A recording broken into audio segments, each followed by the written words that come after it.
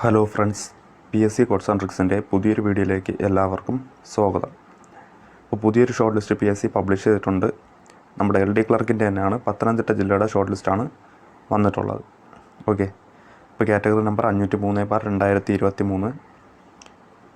അപ്പം ഒരു 5 ജില്ലകളുടെ ഷോർട്ട് ലിസ്റ്റ് നേരത്തെ PSC പബ്ലിഷ് ചെയ്തിട്ടുണ്ടായിരുന്നു. തിരുവനന്തപുരം, കണ്ണൂർ, കാസർഗോഡ്, അതുപോലെ തന്നെ പാലക്കാട്, എറണാകുളം. ഈ 5 ജില്ലയുടെ ഷോർട്ട് ലിസ്റ്റ് LD ക്ലർക്കിൻ്റെ ഷോർട്ട് ലിസ്റ്റ് ഓൾറെഡി പബ്ലിഷ് ചെയ്തിട്ടുണ്ടായിരുന്നു. അപ്പോൾ ഇന്നിപ്പം ലേറ്റസ്റ്റ് ആയിട്ട് വന്നിരിക്കുന്നത് പത്തനംതിട്ട ജില്ലയുടെയാണ്. അപ്പോൾ ഇതിൻ്റെ കട്ട് ഓഫ് എത്രയാണ്, അതുപോലെ തന്നെ മെയിൻ ലിസ്റ്റിൽ എത്ര പേര്, സപ്ലിമെൻ്ററി ലിസ്റ്റിൽ എത്ര പേര് ഉൾപ്പെടുത്തിയിട്ടുണ്ട് എന്നുള്ള കാര്യം കൂടി നോക്കാം.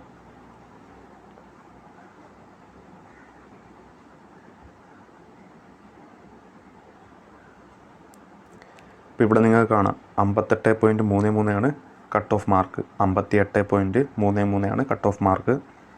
അതുപോലെ number of candidates in the main list 552. Main ലിസ്റ്റിൽ 552 ഉദ്യോഗാർത്ഥികളെ ഉൾക്കൊള്ളിച്ചിട്ടുണ്ട്. അതുപോലെ number of candidates in supplementary list 571 പേര് സപ്ലിമെൻ്ററി ലിസ്റ്റിൽ ഉൾപ്പെട്ടിട്ടുണ്ട്. അതുപോലെ number of candidates in the differently abled list 24. Differently abled ലിസ്റ്റിൽ 24 ഉദ്യോഗാർത്ഥികളെ ഉൾപ്പെടുത്തിയിട്ടുണ്ട്. അങ്ങനെ മൊത്തം പ്രോബബിലിറ്റി ലിസ്റ്റിൽ 1147 ഉദ്യോഗാർത്ഥികളാണ് ഉൾപ്പെട്ടിട്ടുള്ളത്.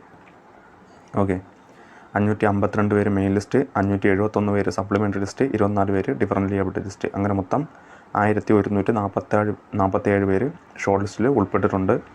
Cut off 58.33. ഓക്കെ, അപ്പോൾ പത്തനംതിട്ടയുടെയൊക്കെ എക്സാം ഇത്തിരി ടഫായിട്ടുള്ള എക്സാം ആയിരുന്നു. അപ്പോൾ എന്തായാലും ഇതാണ് ലേറ്റസ്റ്റ് ആയിട്ട് വന്ന ഷോർട്ട് ലിസ്റ്റ്.